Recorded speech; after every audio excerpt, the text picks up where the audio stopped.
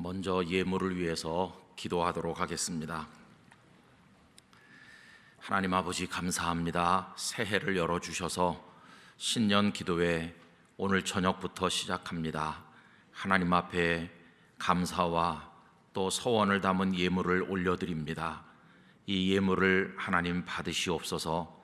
그 예물 속에 담긴 눈물과 소망을 받으시옵소서. 내 사랑하는 아들과 딸아, 내가 너를 아노라, 내가 너를 붙들고 내가 너를 인도하겠노라 말씀하여 주시옵시고, 내 소원대로 될지어다 허락하여 주시옵소서. 성령으로 충만하게 하시옵시고 하나님의 능력으로 덧입혀 주시옵시고, 세상을 이기는 그리스도인이 되게 하시고, 하나님 앞에 구한 것보다 더 넘치도록 하시는 은혜를 입게 하여 주시옵소서. 생업에 복을 주시고 가정의 평강을 허락하시며 하나님 앞에 감사할 제목들이 날이 갈수록 풍성해지게 하여 주시옵소서. 신년 기도회를 준비한 목양부의 모든 분들을 축복하시며 찬양하는 분들, 안내하는 이들 모든 이들에게 은혜를 베풀어 주옵소서. 가정에서 함께하는 성도들에게도 동일한 은총을 내려주시고 우리의 심령을 열어서 하나님의 뜻을 깨닫게 하여 주시옵소서. 예수님의 이름으로 기도드리옵나이다. 아멘.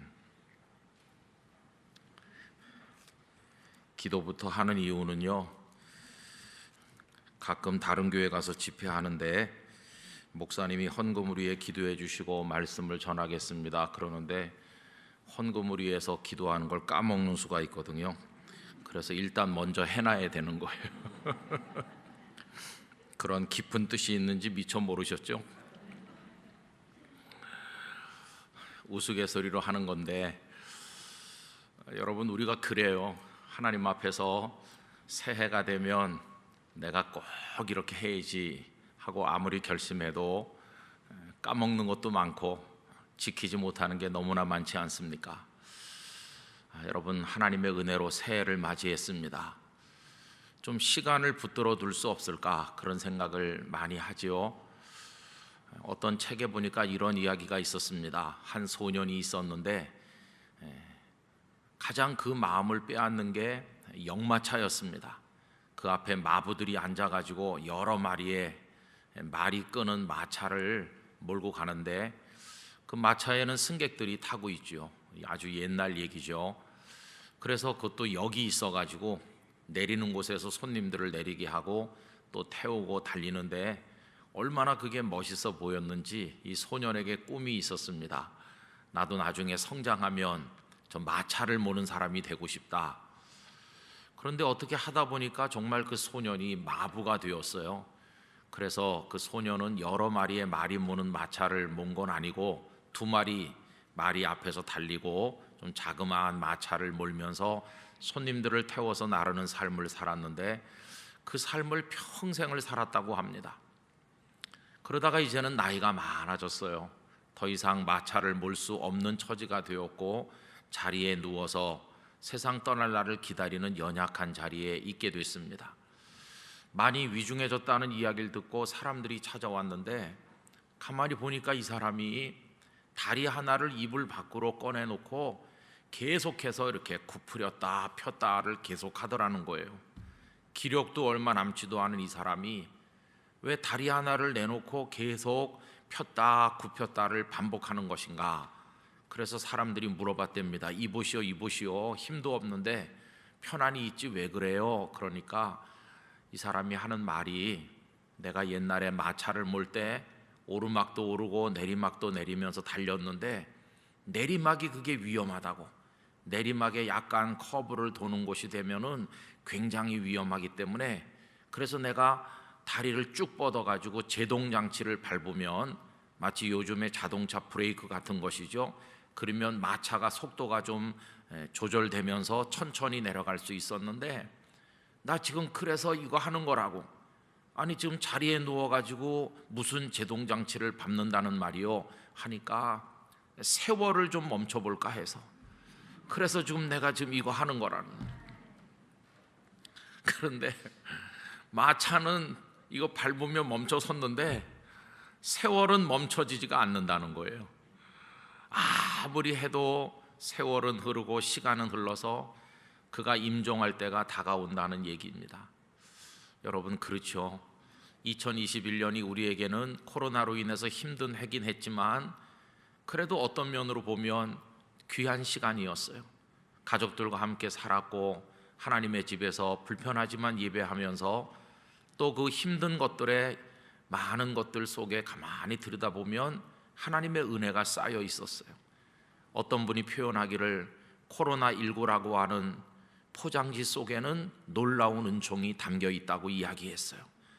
코로나19라는 포장지를 보고 쓰레기통에 버려라 이렇게 하지만 그 포장지를 한번 열어보면 하나님께서는 그 속에 은혜를 담아서 우리들에게 보여주신다는 것이에요.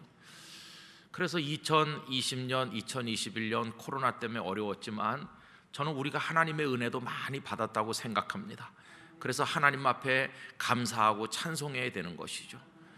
그런데 아무리 브레이크를 밟으려고 해도 멈춰지지 않는 것처럼 시간이 흘러서 2022년도가 되었습니다.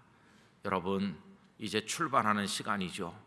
저는 이 신년 기도회 저녁 3번 말씀을 드리면서 오늘 첫날 저녁인데 여러분들을 거룩한 추억 여행으로 초대했으면 하는 마음을 가지고 있습니다.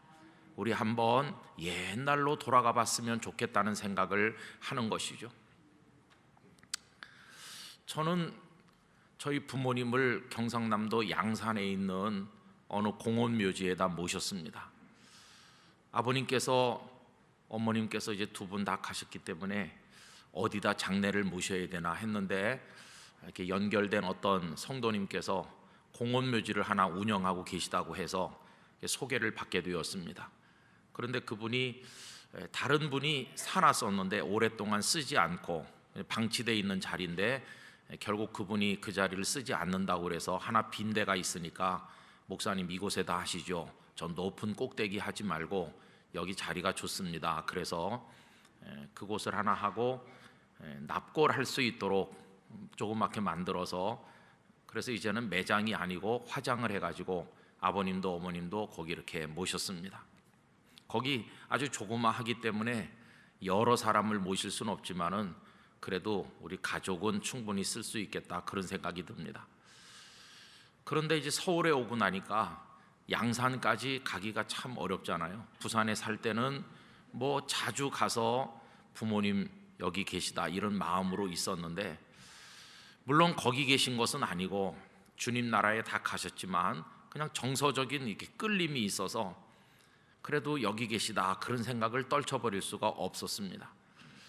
그래서 가끔 좀 그곳에 갔으면 하는 생각이 있는데요, 그냥 단순히 성묘하는 차원에서 가는 게 아니라 제 마음속에는 거기 가고 싶은 이유가 따로 있는 거죠. 대개 가면 아내가 같이 가거나 아니면은 뭐 자녀들도 같이 갈 때가 있어요. 그런데 어떤 땐 이런 생각이 들기도 해요. 너 혼자 가라. 너 혼자 한번 가서 거기 좀 오래 머물러 봐라. 그런 생각이 들 때가 있습니다. 여러분, 왜 가족을 동반하지 않고 혼자 갈 필요가 있을까? 여기 우리 가족들이 와 있기 때문에 저 사람이 지금 무슨 소리를 하고 있는 거야? 이렇게 이상한 생각할지 모르지만요, 이유가 하나 있는 거예요. 거기 부모님이 계시잖아요. 그리고 이제 제가 가잖아요. 그러면 적어도 혼자 간다는 것은 결혼 이전으로 가는 거예요. 결혼 이전으로. 저는 지금까지 살면서 부모님과 셋이 살았던 시간이 이제는 결혼해서 가족들과 함께 산 시간보다 점점 줄고 있죠. 결혼해서 산 시간이 훨씬 길어졌어요. 앞으로도 계속 그럴 거니까 부모님과 같이 살았던 시간보다 훨씬 이 뒤쪽이 길죠. 근데 이제 아내도 따라가지 않고 혼자 갈 때는 제가 결혼 이전으로 돌아가는 거예요. 어머니, 아버지와 저 세 식구만 너무나 자그마한 가족이죠. 정말 작은 가족으로 살던 그때, 결혼하기 전까지는 늘 세 식구였어요. 그 세 식구였던 대로 한번 돌아가서 그때의 저의 모습으로 되돌아가서 그때 했던 생각을 다시 해보고 그때 부족했던 저의 모습을 다시 보면서 오늘 나의 모습과 비교도 해보고 그러면서 그때 하나님의 은혜를 받았던 그때 그 자리로 되돌아가 보고 싶은 생각이 있다는 것입니다. 그때 철없는 어린애였고, 그러면서 지금도 기억에 남는 몇몇 장면이 있어요. 그 몇몇 장면 중에 하나는 어머니 아버지가 다투시던 것도 생각이 나요. 부부싸움 하시는 걸 제가 이렇게 보고 있던 생각도 가끔 나기도 하고, 그리고 아버지께서 나 교회 가요 그러면서 양복 웃도리를 입으시는데 이렇게 뭐 입혀드리는 게 아니고 혼자서 이렇게 휙 이렇게 해가지고 팔을 껴서 입으시던 그 모습이 자주 생각나요. 그리고 어린 나이에 제가 방바닥에 이렇게 앉아가지고, 야, 아버지는 바지통이 크기도 하다. 그 쑥색 양복 입었던 게 생각이 나요. 저 쑥색이 아니라 팥죽색 양복을 입으셨는데 양복 바지통이 얼마나 넓은지 저기 나 같은 애는 한 2명은 들어가겠어. 그런 장면들이 자꾸 떠올라요. 그리고 아버님이 입으셨던 그 코트 색깔도 생각이 나고, 그런 장면들이 이렇게 떠올라요. 그러면서 빼놓을 수 없는 몇몇 장면들이 있죠. 세 식구가 둘러앉아서 하나님 앞에 예배할 때 이런 생각했습니다. 왜 우리 아버지 기도는 발전하지 않는 것일까? 왜 맨날 몇 년째 똑같은 기도를 반복하는 것일까? 그래서 어떤 때는 반항심이 생겨가지고 그것 좀 그만하면 안 되냐고 이렇게 하고 싶은 때가 있었어요. 언제나 순서도 똑같고 내용도 똑같고 아버지 기도는 맨날 똑같았습니다. 근데 철讀생각해 보니까 매일 똑같은 기도를 드리는 이유는 그게 너무 깊이 가슴에 박혀 있는 눈물이고, 한국식 표현으로 하면 한 맺힌 기도기 때문에 북한에 두고 온 자녀들 뭐 여러 가지 가슴 속에 맺힌 기도를 하다 보니까 그게 늘 똑같을 수밖에 없는 것이. 그리고 저는 긴 세월을 지나면서 아버지의 눈물이 서린 그 기도가 하나씩 이루어져 가는 걸 보기도 하였습니다. 아, 그때. 그리고 때로는 저에게 성경 말씀을 일러주시면서 또 너는 커서 어떤 사람이 될 거냐, 나는 내가 목사 됐으면 좋겠다고 기도하고 있단다, 이런 말씀 하셨던 거 뭐 그것뿐이겠습니까? 그 이전에 참 많은 게 있죠. 병들었을 때, 사고를 당했을 때, 그 아버지 어머니 저 이렇게 셋이 살던 그때, 이제 그분들은 다 이곳에 계시지 않으니까 이제 그거를 떠올리기 위해서 양산의 그 무덤에 가서 무덤가에 앉아 있으면 아버지 어머니 이제 다시 세 식구가 됐어요, 이런 생각이 드는 거죠. 그 이후로 여행을 많이 한 셈입니다. 결혼을 했고, 그리고는 사남매가 태어났고, 그 사남매가 자라서 둘은 결혼을 했고, 그리고 또 친손자 외손자가 태어났고, 그러면서 이렇게 늘어가고 있죠. 지난 성탄절 저녁은 저 개인적으로는 참 복된 시간이었습니다. 그날 주님 나신 성탄절이기도 했지만 성탄절이 토요일 아닙니까? 토요일 저녁에 저희 집에 사람이 제일 많이 모인 날이었어요. 미국에 있던 아들 6 가정도 왔고, 또 사위도 오고 다 와서 아기 하나씩 데리고 와서 저희 집에 10명 있었습니다. 10명. 아마 최고로 많이 있었던 시간이겠죠. 그 10명이 사진을 찍으면서 하나님께서 우리 가정에 야곱에게 복을 주시듯이 이렇게 자손이 태어나고 다들 강건하게 잘 지내면서 오늘 성탄절인데 너무도 감사하다. 우리 친손주는 성탄절에 태어났거든요. 그날이 친손주 생일이기도 하고 예수님의 탄생일이기도 하고 감사한 일이 있었습니다. 그런데 여기까지 오는데 수십 년을 살았죠. 수십 년 그동안에 제가 목사가 돼서 교회 부임해서 사역하기도 하고, 오늘 여기 영락교회 여러분들을 만나기까지 살아왔죠. 그럼 지나간 수십 년 동안에 저는 어떻게 변했을까요? 부모님과 저 이렇게 세 식구만 살 때와 지금을 비교해 보면 지금의 저는 어떤 모습일까요? 이런 질문을 이제 하나님 앞에서 하는 것이죠. 그 수십 년은 저를 복되게 만들고 또 많이 성숙하게 만들고 하나님의 은혜를 경험하도록 만들었지만, 또 돌려서 생각을 해보면 그 수십 년 동안 때도 많이 묻었겠다. 그리고 하나님 보시기에 순수함도 많이 잃어버렸겠다. 그리고 내가 나를 볼 때는 뭐 이렇게 저렇게 좋게 생각할 수도 있겠지만 하나님께서 보시는 내 모습은 좀 안 좋게 변한 것도 많겠다, 그런 생각이 드는 것입니다. 그래서 다시 옛날로 좀 가볼 필요가 있어요. 저는 오늘 여기 함께 하신 성도님들도 오늘 여러분들의 모습은 좀 이렇게 옆으로 놔두시고 마음의 여행을 하셔서 예전의 여러분의 모습으로 돌아가 보셨으면 합니다. 수십 년 전으로. 그때로 돌아가 보는 것은 절대 해롭지 않을 것입니다. 왜냐하면 정신없이 살아가는 이 세월 속에서 자칫 우리 자신을 잃어버릴 수가 있는데, 수십 년 전으로 돌아가면 내가 예전에 어땠었는가 하는 것을 알 수 있기 때문이죠. 하나님께서는 성경에 보면 예전으로 돌아갈 것을 요구하신 장면들이 많이 있습니다. 대표적인 말씀이 요한계시록 2장에 보면 에베소 교회를 향한 말씀이 있죠. 에베소 교회는 아주 큰 도시에 훌륭하게 모든 걸 다 잘하는 교회였지만 그들을 책망하신 게 딱 하나 있었는데, 그게 뭐였습니까? 처음 사랑을 잃어버렸다는 것이죠. 그들이 주님을 사랑했었는데 그 첫사랑을 너희들이 잃어버렸다. 여러분, 남자 여자가 만나서 뜨겁게 사랑해서 결혼해가지고 부부가 됐는데 처음엔 얼마나 그 남자를 사랑하고 그 여자를 사랑했습니까? 그런데 아이들을 둘 셋 낳고 세월이 몇십 년 지나고 나니까 그 두 사람에게 남아있는 게 재산도 많이 생겼고 자녀도 많이 생겼고 뭐 많이 생겼지만 없어진 거 하나, 서로에 대한 처음 사랑이 없어지는 거죠. 요즘에 참 슬픈 것은 연세가 60, 70 되신 분들이 황혼, 이혼을 많이 한다고 그래요. 사회적으로도 이룬 것도 많고 대단한 업적도 많이 이뤘는데, 그런데 왜 헤어지는 것입니까? 딱 하나가 없는 거죠. 처음 사랑이 없어진 것이에요. 이 두 사람이 옛날로 가볼 필요가 없을까요?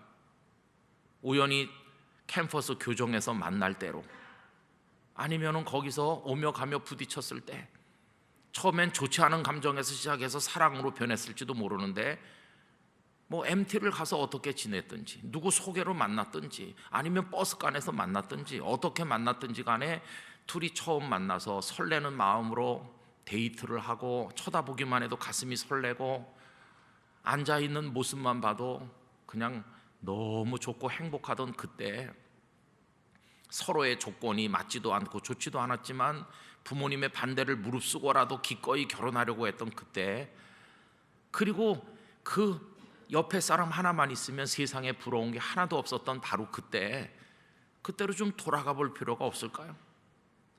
예전에 이 바닷가에 우리 둘이 와가지고 돈이 없어서 밥도 못 사 먹으면서 돌아다녔지만 그래도 그때 행복했는데, 지금 좋은 아파트에 좋은 자동차에 재산도 많고 이런 것도 많은데 왜 우리는 헤어지려고 하는가?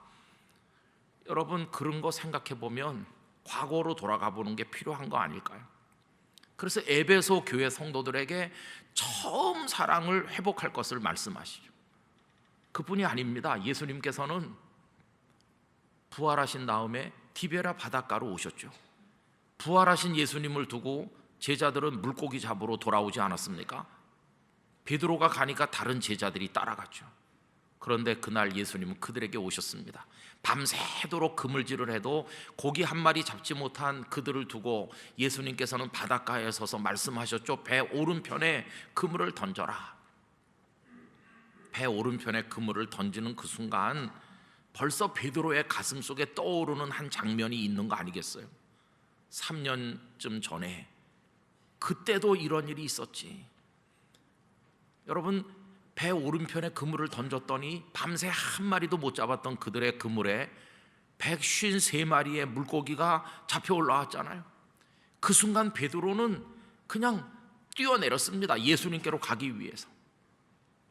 왜냐하면 그 3년 전에 그 장면이 그를 잡아당겼기 때문이에요. 그가 아직 예수님의 제자이기 전에 시몬이라는 어부로 살고 있을 때, 그날도 하루 종일 수고하고 애썼지만은 고기 한 마리 잡지 못하고 돌아왔는데, 밤새 헛수고를 했는데 주님께서 그의 배를 빌리시고 배에 앉으셔서 바닷가의 무리들을 가르치신 다음에 말씀을 끝마치신 예수님께서 그에게 뭐라고 하셨습니까? 깊은 데로 가서 그물을 내려 고기를 잡으라. 여러분, 그가 뭐라고 대답했나요? 내가 밤이 맞도록 수고하였으되 얻은 것이 없지만은 말씀에 의지하여 그물을 내리리이다. 이렇게 했더니 그물이 찢어질 정도로 많이 고기가 잡혔고, 동료들이 와서 도와주어야만 간신히 끌어올려 배가 거의 잠길 정도로 고기를 잡았죠. 그때 그가 예수님 앞에 무릎을 꿇고 엎드리면서 주여 나를 떠나소서 나는 죄인이로소이다. 이렇게 했는데 그 보잘것없는 어부 시몬을 예수님은 품에 안으시고 나를 따라오너라 내가 너를 사람 낚는 어부가 되게 하겠다. 여러분, 그게 그 시몬 베드로가 예수님께 대해서 가졌던 첫 마음이죠. 첫 마음. 이분이라면 배도 그물도 다 버리고, 이분이라면 나의 모든 걸 뒤로 하고 내 평생을 바쳐서 사랑하고 따르겠습니다. 이게 그의 첫사랑이거든요. 주님을 향해 바쳤던 때묻지 않은 순수한 사랑이었어요. 그런데 한 3년 따라다니면서 이제는 거만해졌습니다. 이제는 12제자의 우두머리라고 우쭐대면서, 그리고 자기들은 누구보다도 주님을 사랑한다, 그렇게 자부심이 많아졌습니다. 주님은 중간중간 책망도 하셨고 경고도 하셨죠. 책망하신 예는 사탄아 내 뒤로 물러가라, 내가 하나님의 일을 생각하지 아니하고 사람의 일을 생각하는도다 하시면서 그를 꾸짖기도 하셨고, 경고하신 말씀, 처음 된 자가 나중되기도 한다. 너 내 제자로서 수제자로서 제일 앞에 서 있는 것처럼 자부심이 강한데 너 먼저 된 자, 앞서 있는 자와 같지만 너 먼저 됐다고 그렇게 교만하면 곤란하다. 먼저 된 자가 나중되고 처음 된 자가 꼴찌가 되는 것이고 정신 차려라. 이렇게 하셨지만 깨닫지 못했죠. 결국은 그들은 마지막에 때가 많이 묻어서 예수님은 십자가를 향해 나가시는데 이 제자들은 무슨 생각했습니까? 우리 중에 누가 더 크냐? 세베대의 아내는 아들 둘 데리고 와서 야고보와 요한, 한 사람은 오른쪽 한 사람은 왼쪽에 앉게 해달라고 말할 정도로 그들의 생각은 부패되어 가고 있었습니다. 겟세마네 동산에서 예수님께서 땀방울이 핏방울 될 때까지 눈물로 부르짖는데 그들은 다 쿨쿨 잠자고 있었던 것도 이유가 있는 것입니다. 예수님에게 익숙해졌잖아요. 3년 동안 예수님 따라다니면서 주님이 하시는 말씀, 주님의 행하시는 이적 많이 보고 많이 익숙해졌지만 영적으로는 갈수록 부패되고 타락해서 교만해졌고, 예수님은 그렇게 부르짖으시는데 그들은 잠이 나지 않은 그런 모습으로 타락했죠. 저는 그 제자들이 그렇게 이상하게 변질되어가는 과정을 보면서 저 같은 목사도 그렇다는 생각을 할 때가 많습니다. 처음 신학교 문에 발길을 옮기던 그때 신대원 입학시험을 치기 위해서 정말 두려운 마음으로 고사장에 들어가서 앉아서 성경 종합시험 그 시험지를 받아들었을 때 그때 그 떨리는 마음이라고 할지 뭐라고 표현하기 어려운 마음인데요, 내가 목사가 되는 건가? 그런 마음으로 거기 답을 적어 내려가고 성경 말씀을 적어 내려가던 그때 비하면 너무 많이 달라졌죠. 전도사로 처음에 시작할 때 처음에는 전도사라고 하는 용어 자체가 저에게 잘 적용이 안 돼서 전도사님 불러도 쳐다보지도 않았죠. 그 전까진 김 선생으로 불렸으니까 김 선생 그러면 얼른 쳐다보지만 그렇게 시작했죠. 그러다가 또 목사가 되고 부목사 하다가 이른 나이에 담임 목회 하다가 세월이 많이 지났죠. 처음에는 강단에 올라올 때는 너무 두려웠죠. 성도들이 하나도 보이지도 않고 지금 무슨 말을 하는지도 잘 모를 정도로 긴장도 하고 그랬었죠. 그러나 언제부터인지 좀 달라졌어요. 이제는 뭐 앉아 계신 분들이 10명이든 1000명이든 뭐 그보다 수천 명이든 앉아 계신 분들이 다 장로님들이든 뭐 목사님들이든 그냥 가서 할 말 다 하고 하나도 뭐 두려워하거나 그러지 않는 사람이 됐죠. 말하자면 원숙해지고 경험도 많이 생겼고 노하우도 많이 생긴 거죠.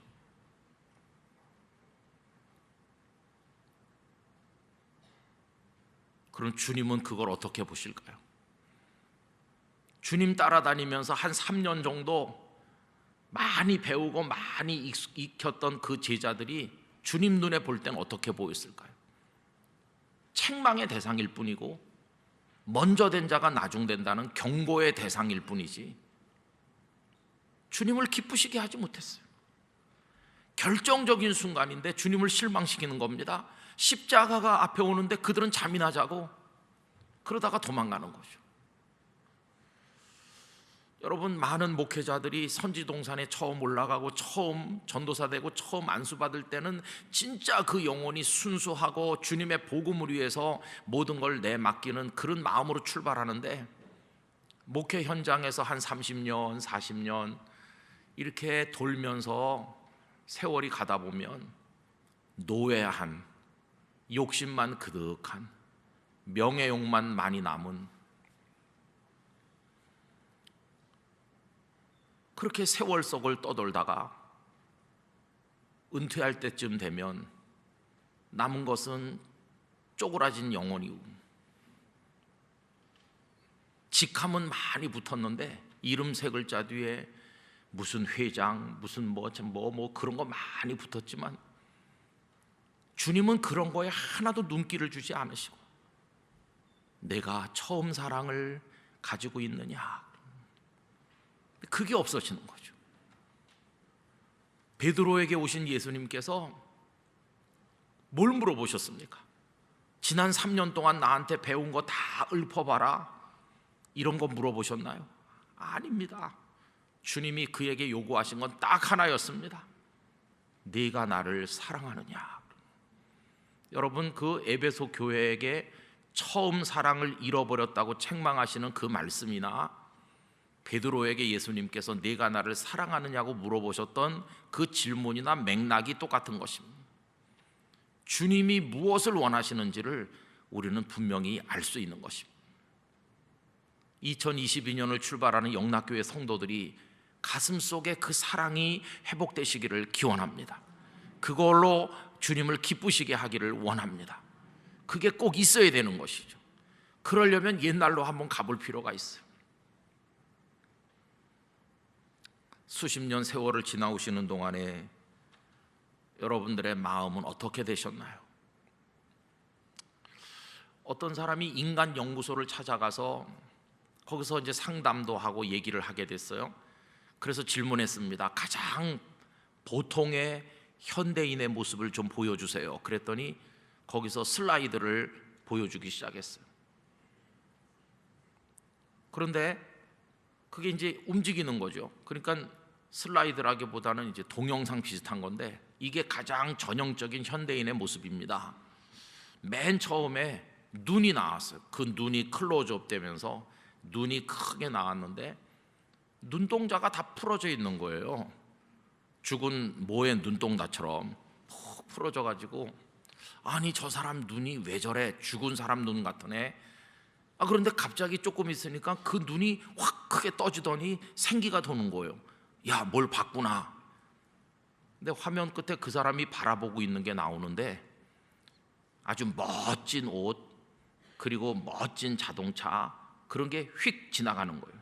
그런 게 지나갈 때 이 사람의 눈이 확 떠지면서 갑자기 생기가 돌아요. 그리고 그게 지나가고 나면 다시 풀어진 눈동자로, 죽은 눈동자로 되는 거예요. 야, 저 사람 왜 저러지? 그 다음에 나온 것은 코였어요. 코가 이렇게 쭉 나오더니 콧구멍이 클로즈업 돼가지고 보여지는데 갑자기 콧구멍이 벌렁거리면서 커지는 거예요. 그리고 옆에 보니까 맛있는 음식이 나타나는 거예요. 맛있는 음식 맛을 이제 코로 느끼는 거죠. 그 다음에 아주 냄새가 좋은 고급 화장품이 탁 등장하니까 코가 또 벌렁거리는 거예요. 근데 그런 게 지나가고 나면 또 콧구멍이 쪼그라들면서 숨을 쉬는지 안 쉬는지도 모를 정도로 그렇게 변하는 거예요. 아, 이거 왜 이런가? 세 번째로 등장한 건 귀였어요. 귀.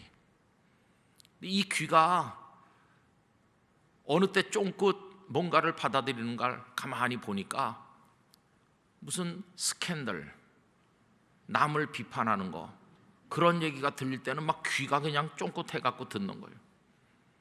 근데 누가 좋은 얘기를 하고 들어둘 만한 얘기를 하고 교훈이 될 만한 얘기를 하면 그 귀가 닫히는 거예요. 야, 들을 귀가 없구나. 그럼 맨 마지막에 각오하는 것은 입이었습니다. 입. 그래도 눈하고 코하고 귀는 가끔 휴식을 취하면서 가만히 있을 때인데 입은 이게 24시간 움직이는 거예요. 쉴 새 없이 움직이면서 남을 비난하고 흉보고 욕하고 그런 계속 해야 되는 거예요. 그래서 이 사람이 그만 와, 이 사람이 누군지 모르지만 눈, 코, 귀, 입이 다 이상해. 그래서 물어봤대요. 이 사람이 도대체 누굽니까? 그러니까 거기서 잠깐만요 그러더니 아, 여기 주민등록번호가 있네요.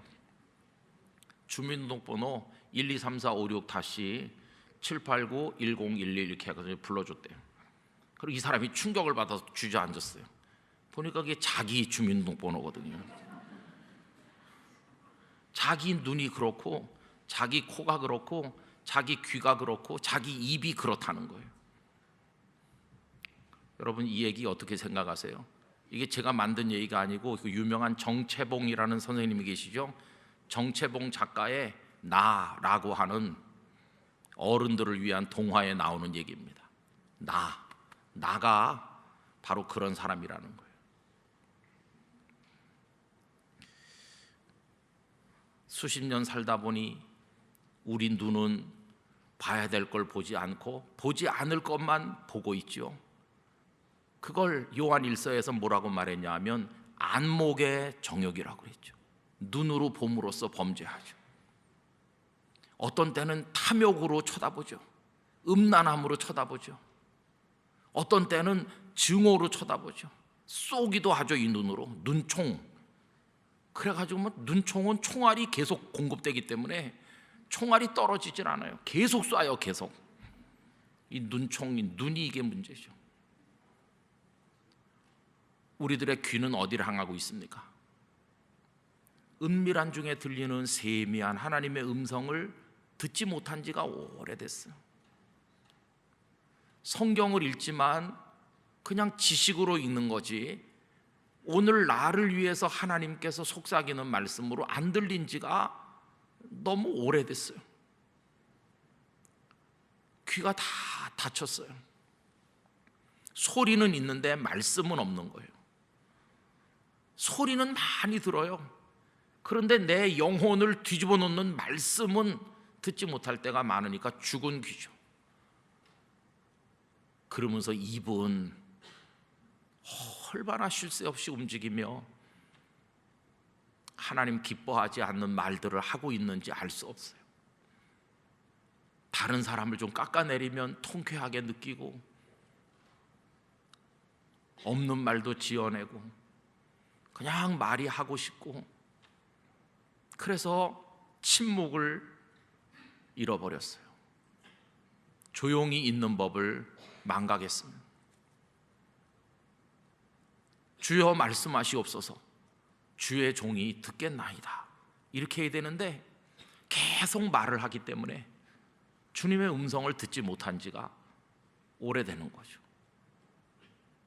우리는 많은 말을 하지만 그 속에 고백은 없고 많은 말을 쏟아놓지만 그 속에 진실은 없을 때가 많죠. 주님이 듣고 싶은 것은 그냥 말이 아니라 우리의 영혼이 담긴 고백이고 그 속에 진실이 있기를 원하시는 건데 우리 그걸 잘 못하게 되어 있는 건 아닌가 이런 생각이 듭니다. 여러분, 그 때 묻은 것을 깨닫기 위해서 또 그걸 정리하기 위해서 처음 장소로 예전에 그곳으로 돌아가도록 촉구하시는 말씀은 바로 오늘 본문에 나오잖아요. 하나님께서 야곱에게 베델로 올라가라고 말씀하신. 베델은 야곱에게 처음 장소였습니다. 형님 에서의 축복을 가로채고 외삼촌 라반의 집으로 도피할 때 그때 아무도 없는 들판에서 홀로 잠들었죠. 앞으로 어떻게 될는지 알 수가 없었어요. 정말 고독한 가운데 잠들었습니다. 돌멩이를 베개로 삼고서 그냥 땅바닥을 요를 삼고 하늘을 입을 삼아서 그냥 그렇게 잠들었어요. 몸도 추웠겠지만 마음은 더 추운 밤이었죠. 그런데 여러분, 가장 어려울 때 하나님을 만났습니다. 참 이상한 것은 우리 영적인 구조가 왜 형편이 좋고 그럴 때는 하나님 만나기가 어려운지, 가장 어려울 때 그도 하나님을 만났어요. 하늘로부터 하나님의 사다리가 쭉 내려왔습니다. 여러분, 그 사다리는 은총이었습니다. 사랑이었습니다. 여러분의 생애에도 베델에 들어놓은 야곱처럼 고단하고 어렵고 힘든 때가 계셨을 것입니다. 그때 하나님께서 어떤 은혜의 사다리를 내려보내 주셨었는지를 이 시간에 떠올려 보시기 바랍니다. 그리고 하나님의 사자가 내려오고 또 올라가고 내려오고 또 올라가면서 그를 지키고 보호하였습니다. 그러면서 그의 가슴 속에 가장 사모하는 말씀을 들려주셨습니다. 내가 너와 함께 하겠다. 내가 너를 지키겠다. 너 누운 땅을 너와 네 자손에게 주겠다. 그리고 네 아버지 집으로 다시 돌아오게 해주겠다. 이게 하나님의 약속이었어요. 그 다음날 새벽 그가 일어나서 베개하고 자던 돌을 세우고 기름을 붓고 그 앞에 엎드려서 하나님을 찬송하며 베델의 하나님께 영광을 올렸습니다. 여기가 아무도 없는 빈들판인 줄 알았더니 하나님이 여기 계셨구나. 여기가 하나님의 집이었구나. 여러분, 벳은 집이라는 뜻이고 엘은 하나님이니까 거기가 하나님의 집이죠. 우리가 알든지 모르든지 지금까지 살아오는 평생에 하나님께서는 언제나 우리 곁에 계셨고 우리가 있는 곳을 하나님께서는 당신의 집을 삼아서 우리와 함께 거하신 줄로 믿습니다. 그래서 우리가 있는 모든 곳을 하나님은 하나님의 집으로 삼아 우리 곁에 같이 계셨던 것이죠. 그러면서 하나님은 그와 동행하셨습니다. 외삼촌 라반의 집 가까이 갔을 때 양떼를 몰고 오는 라헬을 만났는데 라헬을 보는 순간 사랑의 마음이 확 솟아났죠. 그 사랑의 마음은 하나님이 주신 축복이었습니다. 라헬을 사랑했기 때문에 가정이 이루어졌고 자녀들이 태어났으니까 라헬을 보는 순간 사랑하는 마음이 생겨나게 하신 것도 하나님의 은혜였습니다. 그래서 라헬을 위해서 7년 동안을 수일처럼 여기며 외삼촌께 봉사했고, 그리고 또 그 언니 레아와 먼저 결혼했기 때문에 14년은 아내를 얻기 위해서 일했고, 그리고 나머지 6년은 일한 대가로 품삯을 얻기로 약속을 하고 열심히 일한 끝에 외톨이로 홀로 갔지만 돌아올 때는 많은 가족들, 자녀들이 생겼고, 그리고 큰 짐승이 2대나 되었다고 그렇게 말하고 있습니다. 그런 거부가 되었습니다. 그렇게 20년을 살다 돌아왔어요. 홀로 가서 20년 만에 거부가 되었어요. 그의 양떼를 먹이는 일꾼들이 많아졌어요. 여러분, 이런 성공 이야기는 많은 사람들에게서 듣습니다. 예를 들면 이런 거죠. 저는 가난한 농촌에서 태어났습니다. 우리 부모는 저 하나를 목사를 만들려고 애를 씁니다. 저는 가난한 신학생이었습니다. 끼니를 굶을 때도 많았습니다. 그래서 아차산에 올라가서 눈물로 기도하며 새벽 기도하며 하나님의 은혜를 구했습니다. 근데 제가 어느 작은 교회 전도사로 부임을 했고 이렇게 시작하는 거죠. 그래서 지나간 20년 동안 30년 동안 그래서 목회하면서 살았는데 이제 와서 보니까 제가 이렇게 대단한 목사가 됐네요. 그런 이야기하고 이 야곱의 스토리하고 이렇게 잘 겹쳐지지 않습니까? 그런데 문제는 그 20년이라는 세월 속을 구르듯이 사는 동안 그의 영혼과 그의 가정에 때가 많이 묻었다는 것입니다. 그는 어느 정도로 영적으로 어두워졌느냐 하면 자기가 사랑하는 아내 라헬이 우상 숭배자가 된 것도 모르고 있었죠. 외삼촌의 집에서 나올 때 이 라헬이 자기 아버지의 드라빔 우상을 숨겨가지고 나왔잖아요. 아니, 여호와 하나님을 경외하는 집안에 왜 그 우상을 훔칩니까? 아직도 라헬의 마음속에는 드라빔 우상에 대한 집착이 있는 거죠. 가장 사랑하는 아내가 하나님을 경외하지 않고 있는 것조차 모를 정도로 야곱은 눈이 어두워 있어. 가정의 자녀들 신앙 교육이 제대로 안 됐어요.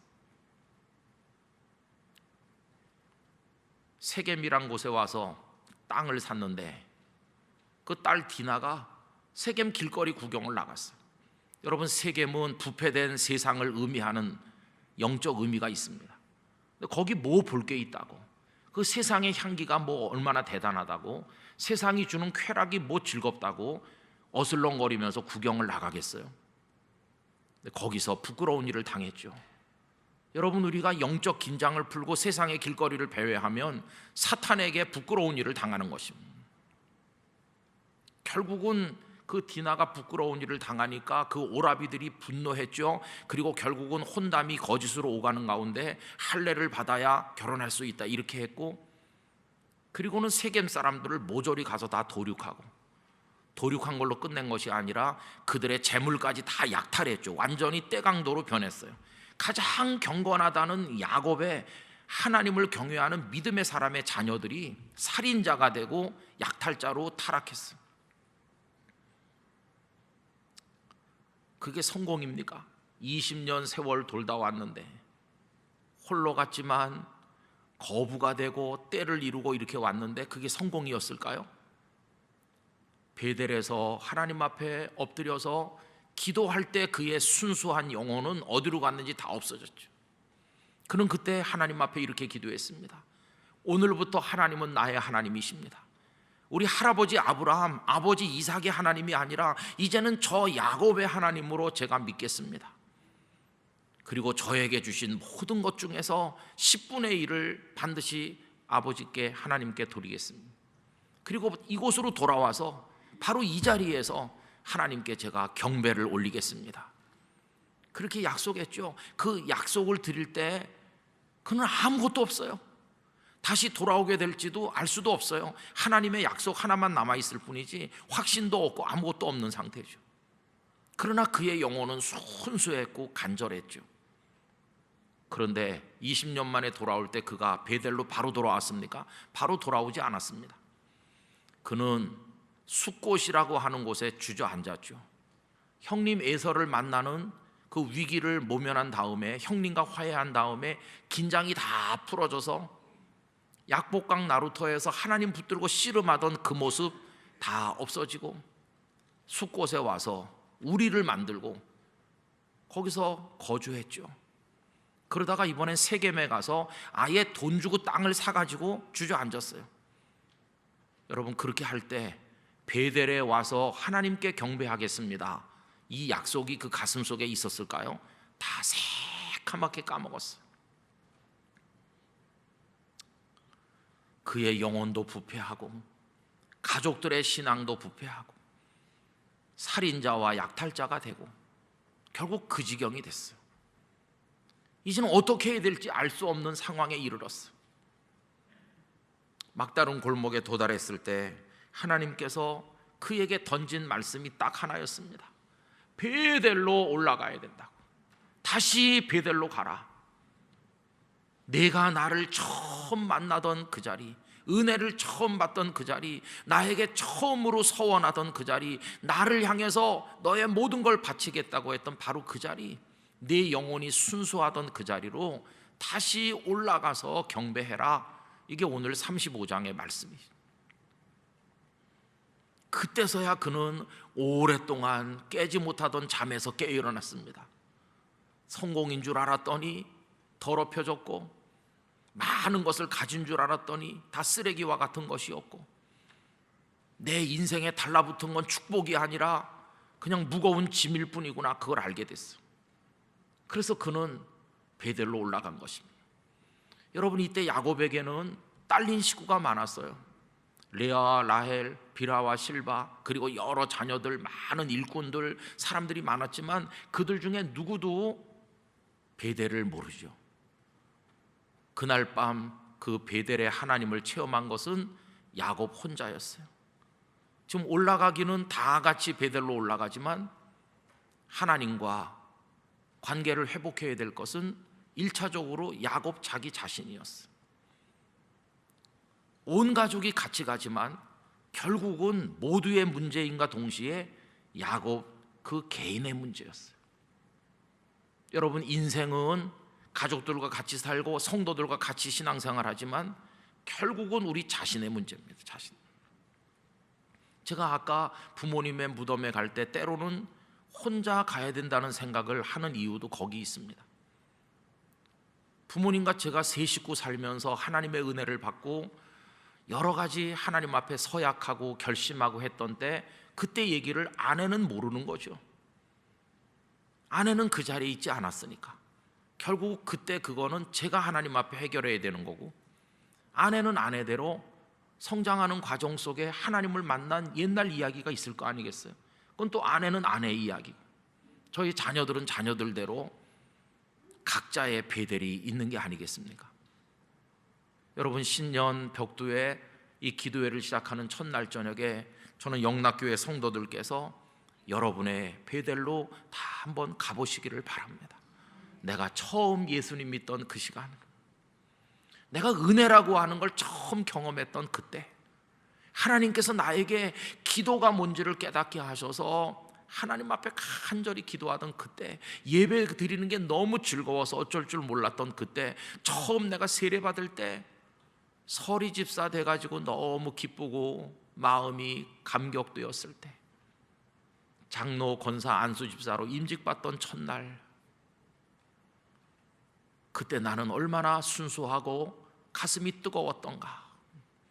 근데 세월이 많이 지나면서 익숙해지고 노련해지고 경험이 많아졌고 뭐든지 잘하는 것처럼 보였지만 결국은 먼저 된 자가 나중된다는 경고나 받고, 하나님의 일을 생각하지 않고 사람의 일을 생각한다고 책망받아 사탄이라 불렸던 베드로처럼, 우리가 영락교회에서 주님의 일을 원숙하게 하는 것 같지만 정말 하나님의 일을 생각하면서 하는 건지, 아니면 사람의 일만 생각하는지, 내 입장에서 교회 일을 생각하고 이렇게 하면 나한테 유리한가, 내 체면과 좀 내 면이 서나, 그런 차원에서 일을 하는 건 아닌가. 목사가 목회하면서 오로지 주의 복음을 위해 해야 되는데, 목회 잘한다는 명성을 위해서 한다면 그건 다 썩고 부패된 거겠죠. 그렇진 않은가. 여러분, 이런 생각들을 하나님 앞에서 이 첫날 저녁 해봐야만 되겠다는 것입니다. 이 얘기는 사실은 눈물이 많이 흐르는 얘기죠. 우리 지금 여기 같이 있지만, 그러나 이런 얘기는 혼자서 생각해야 될 얘기죠. 주님, 세월이 많이 흘렀네요. 저도 이제는 반백이 됐어요. 주름살도 늘었어요. 이제 식구들도 늘었어요. 사람들은 저보고 성공했다 그래요. 저 교회에서 지금 권사된 지 10년째예요. 근데 지금 주님 앞에 저는 어떤가요? 그렇게 우리 자신을 돌아보아야만 되는 것이죠. 저는 베델로 올라가는 이런 경험은 자주 있어야 된다고 생각합니다. 자주 올라가야 되는 거죠. 저는 지금도 제가 영락교회 부임하던 2018년 2월 셋째 주일 여러분들을 처음 만나서 했던 그날 말씀을 자주 듣고 있습니다. 왜냐하면 여기 영락교회에서의 삶을 따져보면 그때가 저의 첫 마음이잖아요. 그 첫 마음이 더럽혀지지 않았나. 그때 고린도전서 2장을 가지고 여러분들을 만났습니다. 클러지 셔츠를 처음 입고 어색했던, 이 뒤에 있는 찬양대원들 때문에 당황했던, 셔츠가 잘 맞지 않아서 손가락이 막 드나들 정도로 컸던 그날 그 생각을 그대로 생생하게 떠올리려고 노력하고 있습니다. 그게 저의 영락교회에서의 베델이니까요. 그리고 지금까지 흐르는 동안에 어떻게 변질됐나, 어떻게 때묻어 가나, 그런 걸 두려움으로 생각하는 것이죠. 여러분, 오늘 읽은 본문 가운데 2절을 보시면요, 베델로 올라가라는 하나님의 말씀을 듣고 그때서야 깨달은 야곱이 이렇게 합니다. 야곱이 이에 자기 집사람과 자기와 함께한 모든 자에게 이르되 너희 중에 이방 신상을 버리고 자신을 정결케 하고 의복을 바꾸라. 베델로 올라가기 위한 준비가 있죠. 그 준비는 뭘까요? 그 세월을 떠도는 동안에 달라붙어 있는 찌꺼기, 쓰레기 같은 거, 그거 이제 버리고 가야 되는 거죠. 그래서 4절 보시면 그들이 자기 손에 있는 모든 이방 신상과 자기 귀에 있는 고리를 야곱에게 주는지라 야곱이 그것들을 세겜 근처 상수리 나무 아래 묻고. 여러분, 세겜에서 그 딸 디나가 부끄러운 일을 당했는데 이제 거기다가 다 묻고 떠나는 거예요. 과거는 거기다 다 묻고, 부끄러운 거는 거기다 다 묻고, 마음을 비우고 지저분한 건 다 제거하고 이제 베델을 향해 처음 사랑, 처음 마음을 가지고 올라가는 것을 볼 수 있습니다. 2022년을 출발하시면서 우리 영락교회 성도들이 묻어야 될 것들을 다 묻고 가시기를 바랍니다. 우리를 계속 붙들고 있는 그거를 다 청산하시는데 성공하시기를 바랍니다. 지난해 가정이나 직장이나 교회나 어디서 사는 동안에 맺혔던 감정의 응어리가 있습니까? 누가 나를 미워했어요? 내가 그를 미워했어요? 아직 해결 안 됐어요? 그런 찌꺼기 같은 감정이 있다면 이거 그대로 가지고 2022년으로 가는 건 너무도 부끄러운 것이죠. 여러분, 내가 사과받아야 되는데 사과 못 받았다, 그런 거 아쉽습니까? 그런 거 다 묻고 가시기를 바랍니다. 다 파묻고 가야 되는 거죠. 아쉬웠던 것도 다 파묻어야 되고, 부끄러웠던 습관, 잘못된 죄가 있었다면 그대로 가지고 가면 곤란한 거죠. 내가 하나님 원치 않는 일이 내 삶에 많이 있은 거 알면서도 버리지 못했는데 새해에도 그대로 답습한다면 그건 너무 부끄러우니까. 여러분, 세겜 근처 상수리 나무 아래 묻었던 야곱과 그의 사람들처럼 오늘 이 밤에 다 묻으시기를 바랍니다. 다 털어버리시기를 바랍니다. 다 정리하고, 그리고 이제 처음으로 다시 돌아가는 거죠. 첫사랑을 가졌을 그때처럼 첫 마음으로 돌아가는 거죠. 아동 문학가인 안주영이라는 분이 계신데요, 그분은 하루 중에서 언제가 제일 마음이 평안한가, 하루 일과를 마치고 퇴근을 해서 어둑어둑할 때 현관문 앞에 서면 마음이 제일 편안하다고 합니다. 그러면 왜 그때가 제일 마음이 평안할까요? 반가운 얼굴이 달려나와서 어서 오세요 그러면서 문을 열어주기 때문일까요? 그게 아니었어요. 그 집은 빈집이거든요. 아무도 문 열어주는 사람이 없죠. 본인이 문을 따고 들어가서 컴컴한 거실에 작은 등을 하나 밝혀야 되고, 그리고는 그 소파에 혼자 가만히 앉으면 하루 동안에 가졌던 욕심, 분노, 복잡했던 생각, 나답지 않게 행동했던 모든 것들, 그게 이제 다 생각이 나면서 거기서 반성도 하고 버릴 걸 버리고 마음의 쓰레기통을 비우는 거죠. 그리고 그 고요와 고독 속에 조용히 있으면 드디어 다시 자기 자신으로 돌아오는 것을 경험하기 때문에 현관문 앞에 설 때가 가장 평안하다, 이렇게 표현했다고 생각합니다. 여기 지금 야곱이 가족들과 다 같이 올라가지만 그 베델에 엎드렸을 때 그는 사실은 혼자여야 되는 거죠.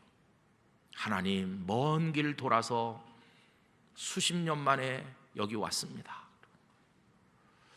저는 궁금한 게, 수십 년 만에 그 들판으로 다시 갔을 때 20년도 훨씬 전에 그가 배고 자던 그 돌멩이, 거기다 기름 붓고 세워서 베델이라고 부르며 하나님 앞에 경배했던 그 자리를 찾을 수 있었을까? 그 돌멩이 발견했을까? 아, 이 돌이었어. 이렇게 했을까? 그게 궁금해요. 그러나 다시 그쪽으로 가서 그 20수년 전에 그날 밤 일을 떠올리는 거죠. 라헬도 그 마음은 모를 것이고 레아도 모르겠죠. 그 자녀들도 이해할 수 없겠죠. 아버지가 왜 저러는 거야? 그러나 야곱의 인생 속에 그날 밤 일은 너무너무 진한 자국이기 때문에 그날 밤 만난 하나님 없었더라면 못 살았을 것이고, 그날 하나님 앞에 드렸던 서원, 그건 순수한 거였고, 다시 그날로 이제 돌아가서 하나님 앞에 엎드리는 것이죠. 아마 하나님께서는 이렇게 속삭이셨을 것 같습니다. 야곱, 나 여기서 오래 기다렸다. 내가 물론 너와 같이 동행했고 너를 지켰고 너에게 복을 준 거 사실이지만 난 네가 했던 말을 기억했기 때문에 네가 속히 여기 오길 기다렸는데 너 너무 오래 걸려서 왔구나. 그때 흐르는 게 눈물뿐이겠죠. 하나님, 외삼촌 집에서 바로 왔어야 되는데 쓸데없는 여행을 너무 많이 했어요. 숫꽃과 세겜은 갈 필요가 없는 곳이었는데 그거 욕망이었고 끝자락은 아주 썼습니다. 딸이 부끄러운 일 당하고 우리 아들들은 타락하고 이제서야 뒤늦게 이 자리에 돌아왔습니다. 저를 용서해 주십시오. 그게 회개죠. 거기서 그는 다시 시작하게 되는 것이. 여러분, 오늘 우리들의 문제는 베델을 상실한 것입니다. 그리고 우리에게 덕지덕지 붙어있는 그것들이 성공이라고 착각하는 것입니다. 저는 가장 큰 성도의 성공은 처음 마음을 그대로 지킬 수 있는 그것이라고 믿습니다. 주님을 향한 처음 사랑을 그대로 지킬 수 있다면 그게 축복이라고 생각합니다. 처음 시작하던 그 마음으로 마지막까지 충성을 계속한다면 그게 진정한 성공이 아니겠습니까? 근데 세월은 마치 자동차를 타고 달리는 동안에 차에 먼지가 앉듯이 세월이라는 도로를 달리다 보면 우리 안과 밖에 먼지와 때가 너무 많이 끼니 그걸 세차할 수밖에 없는 것처럼 우리의 영혼을 하나님 앞에 다시 드려야 되는 것이죠. 여러분, 휴대폰이나 어떤 장비들을 쓰다가 이렇게 복잡하게 얽히면 초기화 하시잖아요. 초기화 버튼을 누르는 거죠. 다시 처음으로 돌아가서 시작하는 것입니다. 저는 오늘 밤 여러분들이 어떤 분은 10년, 어떤 분은 20년, 어떤 분은 30년, 아니면 50년, 60년 요만했을 때, 예수님 처음 배웠을 때, 주님 사랑을 처음 고백했을 때 그리로 다 돌아가시게 되기를 원합니다. 거룩한 과거로의 여행을 추천하고 싶습니다. 그래서 거기서 홀로, 그 베델에서 홀로 주님을 바라보는 것입니다. 그리고 거기서 다시 초기화해가지고 그 순수한 믿음과 사랑을 가지고 출발하는 것입니다. 아무리 달력을 갈아붙이고 새해가 돼도 찌꺼기 그냥 끌어안고 가면 아무 의미가 없을 테니까 새로운 마음으로 가는 것입니다. 저도 2022년을 출발하면서 하나님 앞에 이런 기도를 드리고 있습니다. 하나님, 저의 목회가 이제 시작하는 목회가 아니라 어떻게 잘 마무리할까를 생각해야 될 마무리 목회를 하게 되었는데, 처음과 끝은 가장 거리가 먼 것 같지만 영적으로는 처음과 끝이 서로 맞닿아 있다고 생각하니 처음으로 돌아간 모습으로 마무리할 수 있도록 도와주시옵소서. 그런 기도를 드리고 있습니다. 여러분, 마지막은 처음과 맞닿아 있습니다. 참 이상하죠? 사랑하는 부부가 수십 년을 살다가 남편이나 아내가 먼저 세상을 떠나면 그게 마지막이잖아요. 그런데 먼저 떠난 이를 앞에 두고 남아있는 이가 뭘 생각할까요? 그 주검만 바라보고 있을까요? 아니요. 그 사랑하는 사람을 처음 만났던 처음을 생각할 겁니다. 끝에 가서 생각하는 게 처음이에요. 그때 이 여자를, 이 남자를 처음 만났을 때 곱고 씩씩하고 아름다웠는데 자, 이렇게 됐구나. 아르바이트를 해가면서 가난과 싸우면서 어렵게 독학을 해서 공부를 해가지고 대학을 졸업하는 젊은이가 있다고 해봅시다. 정말 고생해서 받은 대학 졸업장, 그 학위를 받고 교정을 떠날 때 그게 마지막인데, 이 젊은이가 그 마지막 순간을, 교문을 통과하면서 뭘 생각할까요? 그렇게 주경야독해가지고 이 학교에 처음 입학하던 그날을 생각하겠죠. 마지막과 처음은 가장 멀리 있는 것 같지만 사실은 서로 연결되어 있습니다. 그래서 하나님 앞에 그런 기도를 드리는 거죠. 하나님, 목회의 마지막으로 갈수록 맨 처음 전도사가 되던 그때를 생각하게 해주시고, 경험 많고 노련하고 그런 게 아니라 미숙해서 부끄러워서 두렵고 떨려서 하나님 앞에 엎드려 기도하던 그때 그 모습으로 돌아가게 해주시기를 원합니다.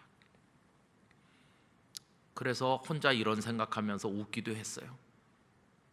맨 마지막 설교는, 생애 맨 마지막 설교는 마치 전도사 때 첫날 했던 첫 설교처럼 설레기도 하고 두렵기도 했으면, 그렇게 끝마칠 수 있으면 참 좋겠다, 이런 생각도 해보기도 해요. 저는 영락교회 성도님들이 예수님을 믿으면 믿을수록 더 어린아이 같아지시기를 바랍니다. 더 순수해지시기를 바랍니다. 그래서 처음과 마지막이 만나듯 그렇게 신앙생활하는 걸 꿈꾸시기를 바랍니다. 아유, 집사님은 수십 년 했으니까 잘하시잖아요. 누가 이렇게 축켜 세워줄 때, 아니에요, 저는 어린애 같아서 사실은 잘 몰라요, 이렇게 겸손할 수 있으면 이게 마지막과 처음이 만나는 거 아니겠어요?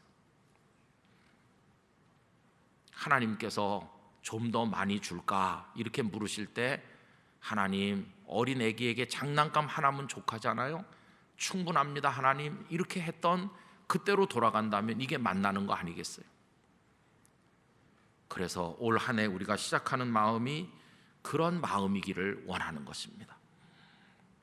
오늘 말씀은 여기서 끝나지만 이 이야기는 홀로 계속 생각하셔야 될 마음이죠. 여러분의 골방에 들어가셔서 여러분의 베델을 떠올리시면서 그때 만났던 그 하나님 앞에 무릎을 꿇으시고, 뭐든 버릴 거 다 세겜의 상수리 나무 아래 묻었던 야곱처럼 다 버리고 정리하시고 깨끗하게 털어버리고, 그리고 새로운 시간을 출발하시게 되기를 바라는 것입니다. 다시 베델에서 오늘 저녁에 드리는 말씀입니다. 기도하겠습니다. 거룩하신 하나님 아버지, 신년 기도의 첫날 시작하면서 야곱에게 베델로 올라가라고 말씀하셨던 그 하나님의 뜻을 생각해 보았습니다. 수십 년 세월 살면서 많은 걸 가졌고 성공한 듯 보였으나 그것은 성공도 아니요 성취도 아니었고 군더더기 찌꺼기가 달라붙은 데 불과하였습니다. 주께서는 그를 다시 처음 자리로, 처음 은혜를 받았던 그 자리로 올라가게 하셨습니다. 주여, 저희도 베델로 오르게 하여 주옵소서. 거기서 과거의 우리를 보게 하시고 처음 주님 앞에 사랑을 서약하던 그때로 돌아가게 하시고 순수를 회복하게 하시고 겸손을 회복하게 하시고 거기서 다시 출발하는 축복을 누리게 하여 주시옵소서. 이 신년 기도의 마지막 날 시간이 끝날 때까지 새벽에도 오전에도 저녁에도 큰 은혜를 쏟아부어 주시옵시고 많은 성도들이 다 같이 함께하여 새해를 은혜로 출발하게 하여 주시옵소서. 예수님의 이름으로 기도드리옵나이다. 아멘.